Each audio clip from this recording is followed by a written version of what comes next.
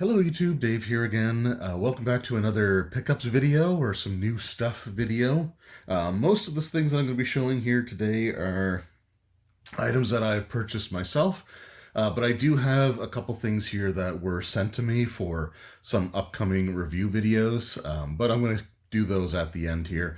A few different things for the various different things I collect for, I guess, so it's not all gaming stuff, but it's all stuff that's sort of interest to me, so we're going to go ahead and show it all here in this video. Excuse me. So, starting off, recently I had shown a video for the wrestling stuff, replica belts in my collections, where I purchased the Crumrine Big Gold Belt from WWE Shop, like the brand new version that came out just within the last year or so. But around the same time, I had also ordered this, and this is just the bag that it came in, but this was a replica Kane mask. So this is like the deluxe replica Kane mask here, like the debut version of his mask. And again, Kane's one of my favorite all-time wrestling characters. And even when I was in high school, we had a high school art project where we had to make a plaster mask. And the mask that I made, I painted it up to look like Kane, so it had like the red and the black. And anyway, it's just something that I've always wanted to have in my collection. And this is, like I said, their deluxe replica. It says it's made out of like a type of latex, but it feels more like polyurethane, so I'm not entirely sure. But it's still pretty cool looking. I need to get something to put this on to display it properly, but still really, really cool nonetheless. Something that I really wanted to have. I've wanted to have something like this in my collection since like October of 1997. The only other thing I'd like to get mask-wise would be the Undertaker Phantom mask that he wore in '95 after he had his orbital socket broken or crushed by King Mabel. So if they ever restock that on the WWE shop, I'll be ordering that as well. But that was also part of like the 30% off sale. They had those in Toronto as well. Like they had the Kane mask in Toronto, but it was like $150 there, and I paid $70 plus like tax and shipping. So I still ended up saving quite a bit of money there. So that's the first thing. The other things here I picked up from Giant Robot Comics. So we were in the city there this past weekend, and one of the things that I ended up getting here was the long-awaited Alien Romulus prequel comic. Now, I think I'm actually going to do a review video of this comic because at this point I've read it, and I definitely have some thoughts on it. And I might even, if people are interested, I might also share like my review of like the Alien Romulus movie. But yeah, it was still something I was really looking forward to. I will say, spoiler, at least, like I did enjoy Alien Romulus. It's not, I don't think it's as good as Prey was for the Predator franchise, but it's still, better than any other Alien movie that's come out in the last little while.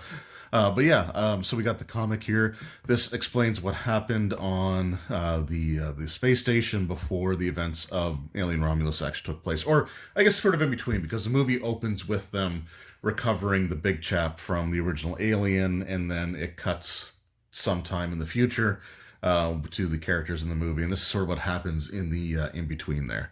So that is the Alien Romulus comic. But I also picked up this trade of Aliens What If. So this is actually really, really cool because Paul Reiser, the character or the actor who played Carter Burke, was actually a contributor to the story in here. So basically, I haven't read this at all yet, so I don't really know a lot of what's in here, but the basic premise is that Burke survives the events of Aliens and sneaks on the drop ship there before it makes its way back to the Sulaco. So yeah, and then it sort of follows him from that point forward. But it's just, I thought it was a really cool idea. I'd like to see more of these. I know like Marvel Comics have done sort of like what if stories, but like this one here involving just this really like slimy corporate character here who escaped getting his comeuppance like we thought we did. It's just sort of, I think, makes kind of for an interesting concept. But yeah, that is What If Aliens. Now, another things that I picked up there, again, not part of my normal like gaming collection, but if you saw, just set those off here. If you saw my game room tour video, you would know that I had some figures up on the wall. And they were predominantly Teenage Mutant Ninja Turtles figures because they were a huge part of my growing up and my childhood. And over the last couple of weeks at Giant Robot, they've been getting in some really cool reissues. And there was one week where it's like, okay, well, I want you to set one of these aside for me, and I'll show you which one here in a moment. But then the next week, it's like, okay, well, I want you to set one of each of those aside for me. So these are from the second movie. So the Secrets of the Ooze, or the Secret of the Ooze. Playmates put out a toy line for the second movie, which they didn't do for the first movie, because the second movie was a lot more kid friendly. And they actually did put out a toy line for it. So these are the reissue of the movie star Turtles. Now, this Michelangelo here, this is the only one that I actually had as a kid from like the as far as the original four Turtles go. So this is movie star Mikey, the slapstick celluloid star. Now, these were interesting figures back in the day because they were like kind of a rubbery material and not the hard plastic that the other toys were. They also had like the long bandanas like the movies. They had sort of these spots on them. It was just really, really cool to have. And of course, they got like the regular weapons and stuff there, including his nunchucks, which is kind of cool to see. And then on the back, it just shows the four turtles.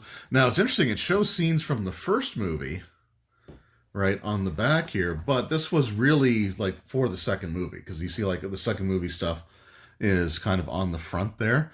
But yeah, just really cool nonetheless. And that was the poster for the Secret of the Ooze as well. I think I'm gonna keep the price stickers on, just because it's, I don't know, I think it kind of adds to them a little bit. But yeah, really, really cool. So we got Michelangelo there. Then we've got movie Raphael, so it's a little bit of a darker green color. They did keep up with giving all four of the turtles a different color, though we don't have any brown turtles or like really like we have with the original line, but they are like different shades of green. Raph also has these like really like black spots with silver circles going around them. And again, the back is just the same there. Then we've got Donatello, who has the small black dots with the yellow circles going around them. Mikey had just black dots on him. And again, different shade of green. Kind of got the grin going on there. He's got the spots on his nose, his bow staff. Really, really cool. Then we've got my favorite turtle, which is Leonardo.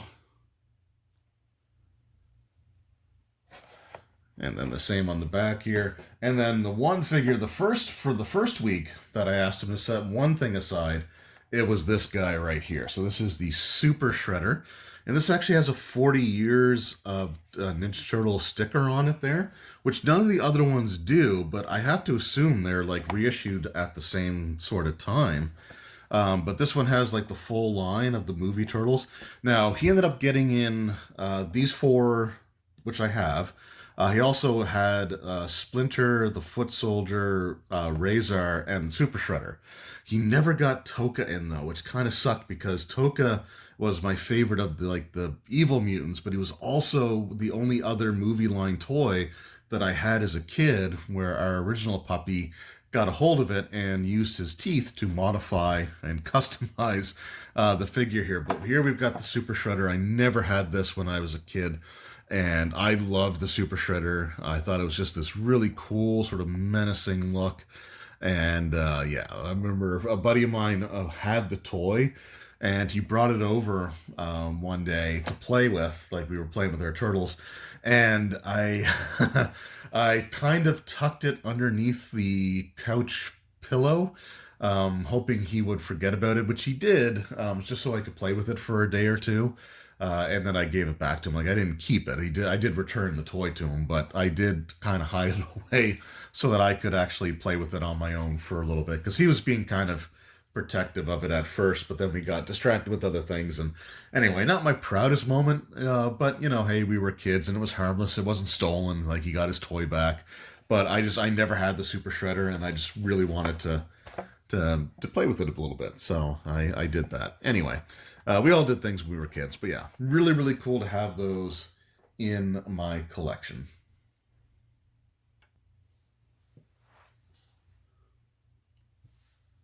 All right, so now we are down to the RPG stuff. So the first few things here are items that I bought. So the first three are things that I purchased myself. The last three are things that were sent to me.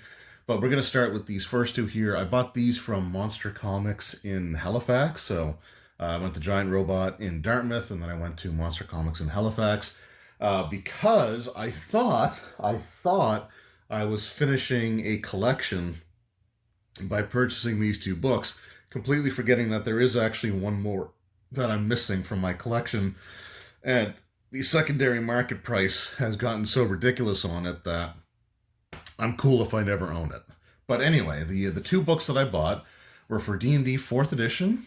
So we've got the Psionic Power, which I have the Martial Power print-on-demand book, and then a buddy of mine was at a game store in Truro, Nova Scotia, where he found the Arcane, Divine, and Primal Power books, and I asked him to pick those up for me. They did also have Sonic Power there as well, and I was like, nah, I don't need that one.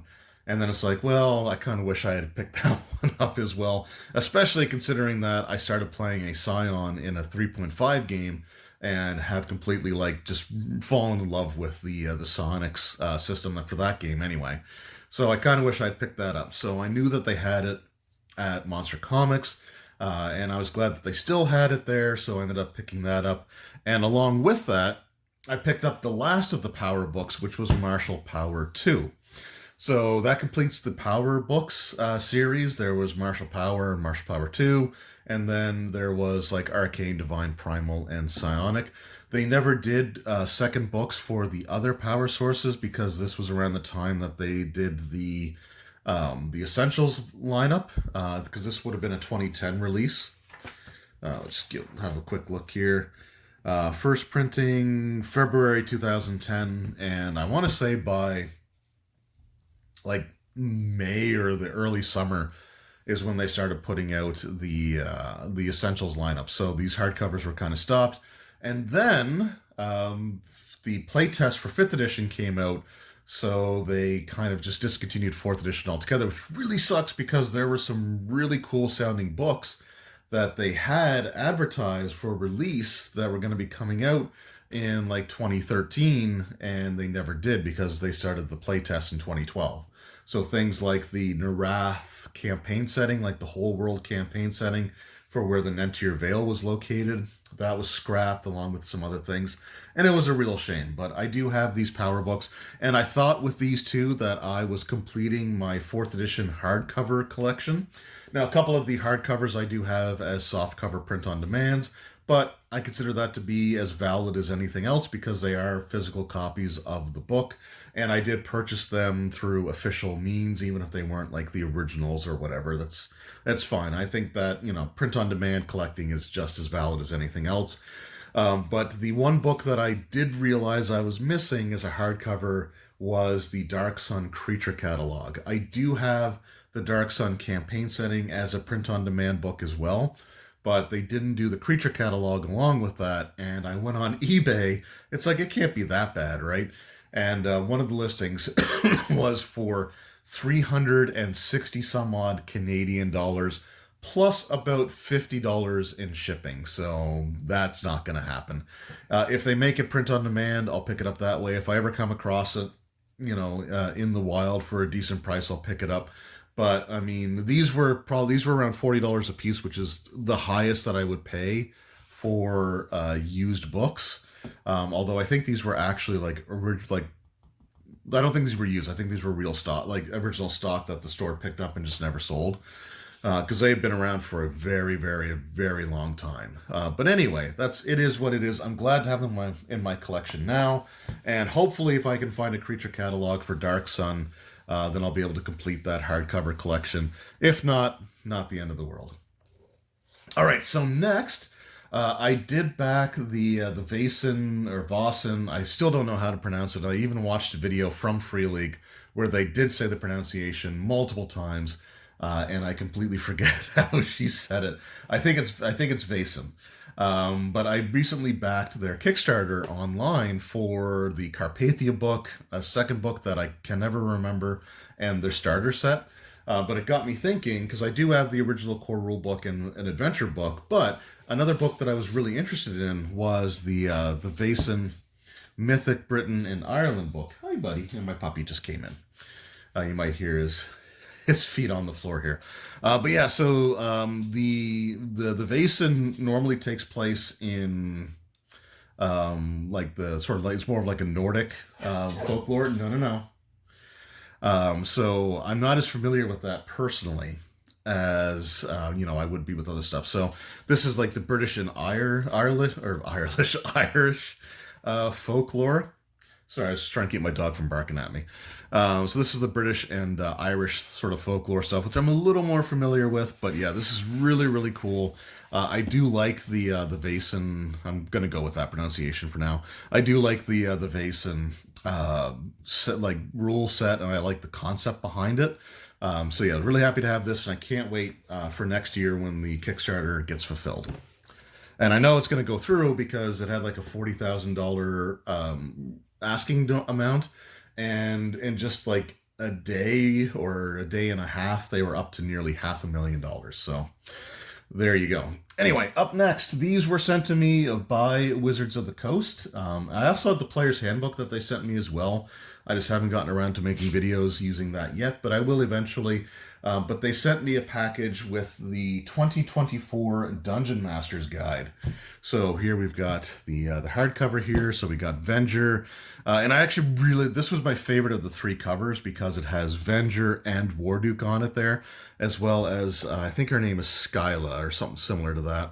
And just a bunch of undead there. But I think this is a really cool looking cover. I've always loved Venger and Warduke are some of my favorite like villains. I have the Warduke Funko Pop. I've got like the Warduke Mini. I even bought the League of Malevolence set for the blister pack set just because it had Warduke in it. So really, really cool stuff. And this book is it is a massive book. It is near 400 pages. And it does have